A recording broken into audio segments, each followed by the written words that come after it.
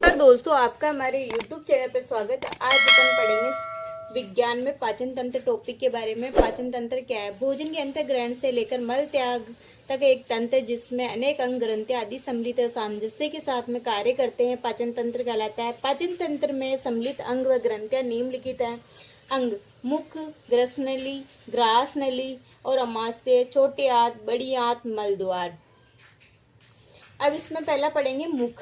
आहार नाल का अग्रभाग मुख से प्रारंभ होकर मुख गुहा में खुलता है। ये एक कटोरे नुमा अंग है। इसके ऊपर कठोर तथा नीचे कोमल तालु पाए जाते हैं। मुख गुहा में ही चारों ओर गति कर सकने वाली पेशी निर्मित जिया मुख गुहा के पृष्ठ भाग में आधार तल से फेनुलम या लिगुअल या जिहा एनुलम के द्वारा जुड़ी जाती है तथा मुख गुहा के मध्य भाग तक जाती है। मुख दो मांसल होठों से घिरा रहता है जो मुख को खोलने, बंद करने तथा भोजन को पकड़ने में सहायक होते हैं। मुख के ऊपर व नीचे के भाग में एक एक जबड़े में पाई जाने वाली एक सांचे में स्थित होते हैं।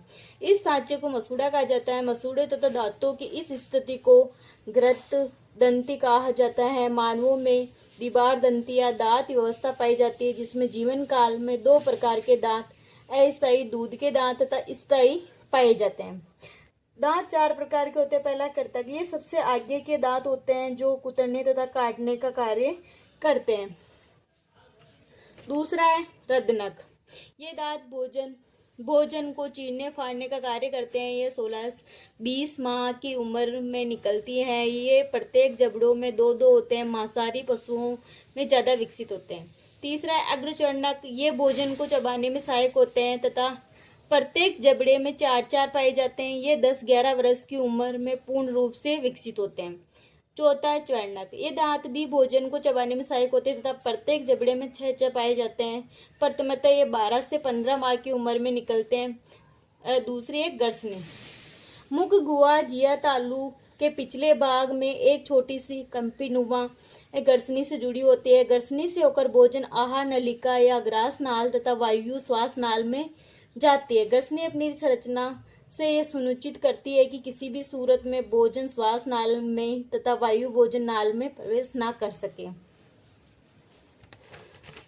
तीसरा है ग्रास नली, ये एक सक्रिय पेशी नली है जो करीब 25 सेंटीमीटर लंबी होती है तथा ये गर्सनी के निचले भाग से प्रारंभ होकर ग्रीवा तथा वृक्ष स्थल से होती हुई मध्य पर से निकलकर एवं उदर गुहा में प्रवेश करती है। इसका मुख्य काम भोजन की मुख गुहा से अमाशय में पहुंचाना। चौथा है अमाशय, आहार नाल का ग्रास नली से आगे का भाग है जहां से ग्रसिका अमाशय में प्रविष्ट है। ये एक पेशी आकार की संरचना है जो ग्रास नली ग्रहणी के मध्य तथा उदर गुहा के बाएं हिस्से तथा मध्य पट के पीछे स्थित होता है। पांचवी छोटी आंत, छोटी आंत पाचन तंत्र एक अत्यंत महत्वपूर्ण अंग है जो अमाशय के जठर-निगमी भाग से शुरू होकर बड़ी आंत पर पूर्ण होती है। मानव में इसकी औसत लंबाई 7 मीटर होती है तथा आहार नाल के इस अंग द्वारा ही भोजन का सर्वाधिक पाचन तथा अवशोषण होता है। छोटी आंत को 3 भागों में विभक्त किया गया है: गहनी, अग्र शुद्धात्र और शुद्धात्र।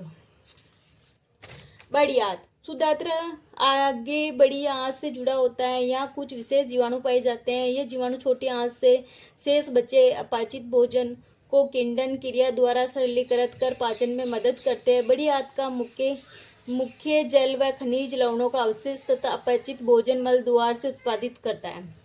सातवां है मल द्वार, आहार नाल का अंतिम भाग होता है। ये करीब 20 सेमी लंबा होता है। मलाशय के अंतिम 3 सेमी वाले भाग को गुदा नाल कहा जाता है और गुदा नाल मल द्वार के रास्ते बाहर खुलता है। मल द्वार पर आकार आहार नाल समाप्त होती है। अब है ग्रंथियां, उसमें पहली ग्रंथि है लार ग्रंथि। ये ग्रंथि मुख से लार उत्पन्न करती है तथा लार एक सिरमी तरल तथा एक चिपचिपे श्लेष्मा का मिश्रण होता है। अब तरल भाग भोजन को गीला करता है तथा श्लेष्मा लुब्रिकेट के तौर पर कार्य करता है और लार का मुख्य कार्य भोजन में उपस्थित स्टार्च का मुख में भोजन शुरू करना, भोजन को चिपकना व घुलनशील बनाना तथा दांतों को मुख ग्रहिका व जीभ की सफाई करना। दूसरा है यकृत ग्रंथि। यकृत ग्रंथि जो शरीर में कई कार्य करती है। पित्त उत्पादन में पित्त छोटी आंत की मदद करता है, वसा को तोड़ना, अवशोषित करना, कोलेस्ट्रॉल और कुछ विटामिन। पित्त में पित्त लवण को कोलेस्ट्रॉल है, बिलीरुबिन है, इलेक्ट्रोलाइट्स और पानी होते हैं। अब है अग्नाशय। ये एक मिश्रित ग्रंथि है जो अंतःस्रावी हार्मोन या इंसुलिन व ग्लूकेगोन तथा बहिःस्रावी अग्नाशयी रस का स्राव करता है। ये ग्रंथि यकृत ग्रसनी तथा तिल्ली से घिरी होती है। ये 6 से 8 इंच लंबी तथा यू आकार की होती है। इस ग्रंथि के द्वारा स्रावित एंजाइम आंतों, प्रोटीन, वसा तथा कार्बोहाइड्रेट के पाचन में मदद करता है। अब ये है पाचन तंत्र का चित्र, जो अपने मानव में पाचन तंत्र कैसे होता है।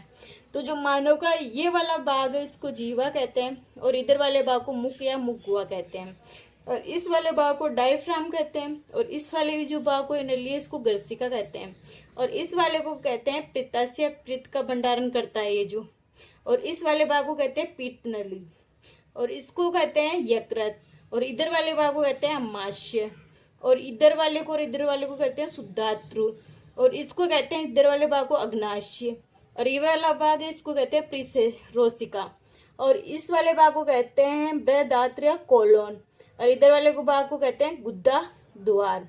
तो ये चित्र है अपना मानव का पाचन तंत्र की पाचन तंत्र जो मानव में कैसे होता है। जो मुख से जीवा में आता है, जीवा से मुख में जाता है, फिर गर्सिका में आता है, फिर पित्ताशय में आता है, फिर पित्त नली में आता है, फिर अग्नाशय में आता है, फिर परिसेरिका में आता है, फिर गुद्दा द्वार आता है। ये मलाशय के द्वारा बाहर आ जाता है। तो दोस्तों आप हमारे चैनल को लाइक करिए, सब्सक्राइब करिए। जय